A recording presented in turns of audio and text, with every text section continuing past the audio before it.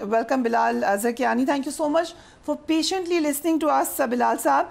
नून league ने 21 अक्टूबर को जलसा किया. अभी मैंने शुरू में इंट्रो में भी कहा कि लग तो रहा है कि इस वक्त आप लोगों के लिए तमाम मामला बहुत अच्छे हैं, लेकिन उसके बावजूद हमने वो पेस नहीं देखा. उस तरीके से दोबारा जलसे क्यों नहीं हुए? अब बात हो रही है कि हम इत्तेहाद करेंगे लोगों के साथ. यूजली इत्तेहाद आप इलेक्शन के बाद करते हैं. अगर आप पहले करें हैं तो एक किस्म का ये इंप्रेशन जा रहा है कि आपको लग रहा है कि आप अकेले सिंगल मेजॉरिटी नहीं ले सकते. वाई? जी बिस्मिल्लाहिर्रहमानिर्रहीम. फरिया साहिबा, बहुत शुक्रिया जी अपने शो में दावत देने का.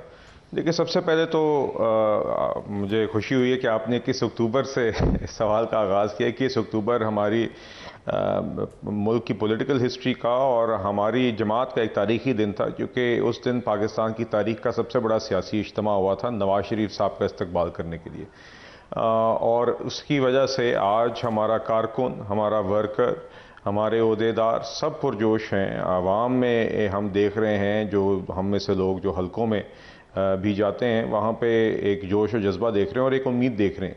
और नवाज शरीफ साहब की क़यादत में जमात अपनी इलेक्शंस की तैयारियां भी कर रही है. और जो सवाल है आपका कि उसके बाद जलसों के हवाले से, तो देखिए, इलेक्शन अमल का एक प्रोसीजर होता है. अभी आप जानती हैं कि हमारी जमात ने जो टिकट्स की दरख्वास्तें हैं वो अभी इनवाइट की हुई हैं. लोग अपने टिकट्स की दरख्वास्तें पार्टी के हेडक्वार्टर में आके जमा करा रहे हैं. ये 20 तारीख तक हमारा ये अमल जारी रहेगा. और उसके बाद फिर हमारा पार्लियामेंट्री बोर्ड जो है, जो हमारी जमात का एक तरीक़ाकार है, उसके तहत पार्लियामेंट्री बोर्ड फिर जिस शख्स ने भी टिकट के लिए अप्लाई किया होता है उसको. This is all good, Bilal साहब. ये तो आपका यूजुअल प्रोसीजर है. I understand. My question is, नहीं, फरिया साहिबा, I'm answering your question. नहीं, your first question was regarding जलसास. तो मैं आपको ये कह रहा था कि जब ये अमल मुकम्मल होगा तो उसके बाद फिर हमारे जलसों का और बाकायदा कैंपेन की स्टेज आएगी. उसमें आप देखेंगे कि भरपूर जलसे होंगे. जो दूसरे इल्हाक की जो आपने बात की, देखिए, ये इसका हरगिज़ ये मतलब नहीं है कि हम लोग समझते हैं कि हम कोई स्पेसिफिक रिजल्ट नहीं अचीव कर सकते. हम पूरी उम्मीद है इंशाल्लाह कि पाकिस्तान मुस्लिम लीग नून अगली गवर्नमेंट भी फॉर्म करेगी अवाम के जोर पे, और नवाज शरीफ साहब 4th टाइम प्राइम मिनिस्टर भी बनेंगे. जहाँ तक अलायंसेस की बात है, देखिए, ये हम हर इलेक्शन में ये हर जमात का हक भी होता है. और हम जहाँ पे समझते हैं ऑन कंस्टिट्यूंसी बेसिस या एरिया बेसिस, वहाँ पे पॉलिटिकल पार्टीज़ के साथ अलायंसेस फॉर्म किए जाते हैं और किए गए हैं in the past. That does not mean कि हम ये समझते हैं कि हम कोई इलेक्शन का रिजल्ट एक अच्छा नहीं अचीव करेंगे.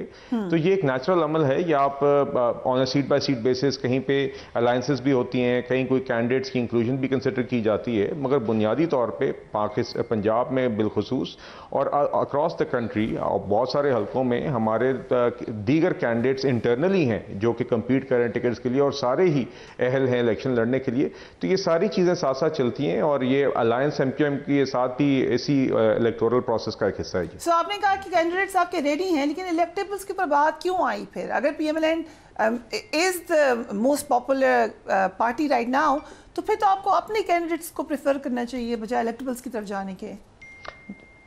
जी देखिए, बहुत मेजॉरिटी हल्के में तो हमारे एक नहीं दीगर कैंडिडेट्स हैं. कुछ जगहों पे आप देखते हैं कि जो सीट बाय सीट बेसिस पे, कंस्टिट्यूंसी बाय कंस्टिट्यूंसी बेसिस पे लोकल डायनामिक्स को भी देखते हैं, कैंडिडेट को भी देखते हैं. तो आप कहीं ना कहीं ऐसी पॉसिबिलिटीज़ होती हैं जहाँ पे एक अलायंस फॉर्म की जाती है या एक शख्स को इंक्लूड किया जाता है. तो ये हम नहीं, ये सारी जमातें ये पॉसिबिलिटीज़ कंसिडर करती हैं और ये एक जमहूरी हक होता है.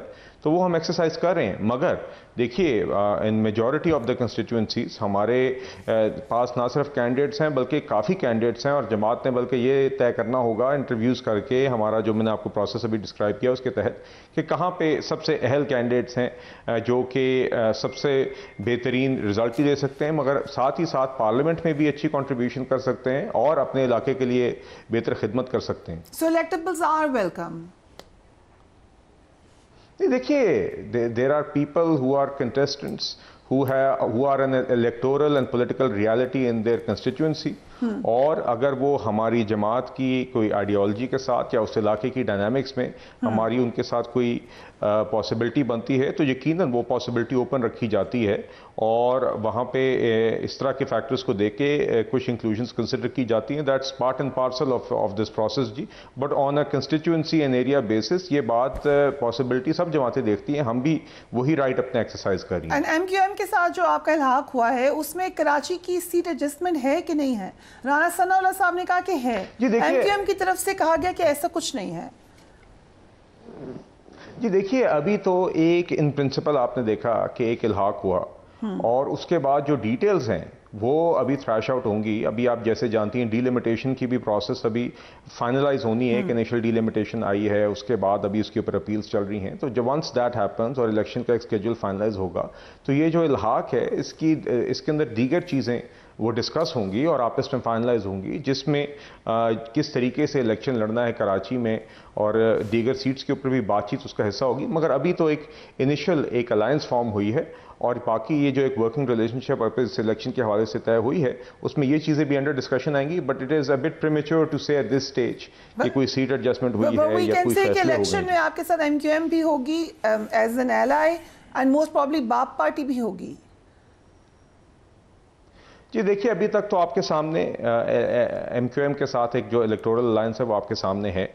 तो आइंदा आप देखेंगे जी कि बाकी पाकिस्तान के हिस्सों के हवाले से हमारी स्ट्रैटेजी जो है वो आपके सामने आती रहेगी। नवाज शरीफ साहब की क़यादत में पार्टी काम कर रही है, अपना होमवर्क कर रही है और दीगर जो पॉलिटिकल पार्टीज़ हैं उनके साथ भी जो पॉसिबिलिटीज़ होती हैं अलायंस की या डिस्कशन की वो साथ साथ चलती रहती हैं। रीजनल पार्टीज़ भी हैं और पार्टीज़ भी हैं। तो आप देखेंगे इन द कमिंग डेज उसके हवाले से अपडेट्स आती रहेंगी जो ऑफिशियली आपको पार्टी की तरफ। एक प्रेडिक्शन की है खुर्रम नोकरी साहब ने, एक क्लेम किया उन्होंने कि पंजाब में गवर्नमेंट पीपल्स पार्टी के साथ बना सकती है ऐसे काम। किसी बाकी पार्टीज के साथ भी, चाहे JUI के भी हैं, बाकी के साथ हम पंजाब गवर्नमेंट हम बनाएंगे।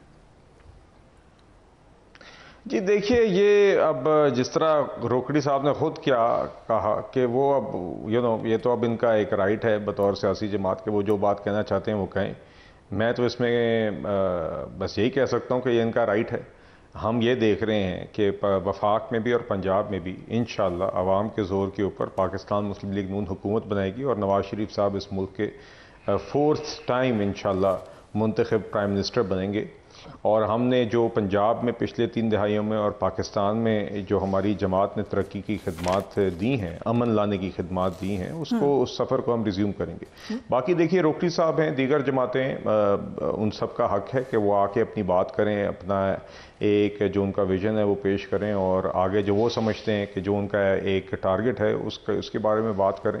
तो मगर हमारा तो जी देखिए फोकस है और पंजाब की क्योंकि बात हुई, पंजाब में तो ख़ास तौर पे जी हमारे लिए we have eligible candidates, multiple eligible candidates in all across the province. और हमारे लिए तो उल्टा ये हेडेक है कि हम कहाँ पे 3 अच्छे कैंडिडेट्स में से किस एक को तरजीह दें।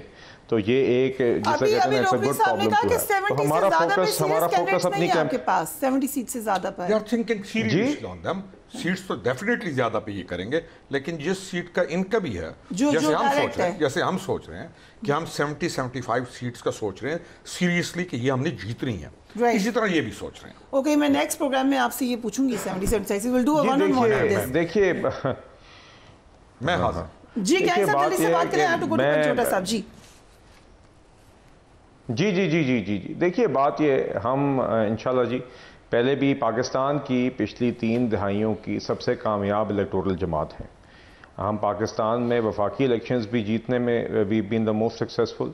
पाकिस्तान के पंजाब सूबे के भी इलेक्शंस भी बीन द मोस्ट सक्सेसफुल। और अब नवाज शरीफ साहब की वापसी के बाद आपने देखा है कि एक नया एक मोमेंटम है। तो हमें तो ऑन द ग्राउंड जो नज़र आ रहा है, मैं खुद हल्के की सियासत भी करता हूँ जी, जेलम में उधर जाएँ, हम एट द प्रोविंशियल लेवल देखें, एट द फेडरल लेवल देखें, तो जो हमें आवाम के अंदर एक पज़ीराई नज़र आ रही है और एक जो इलेक्टोरल लैंडस्केप नज़र आ रहा है, हम देख रहे हैं कि वफाक में और पंजाब में ख़ास तौर पर इंशाअल्लाह पाकिस्तान मुस्लिम लीग नून की हुकूमत देखेंगे।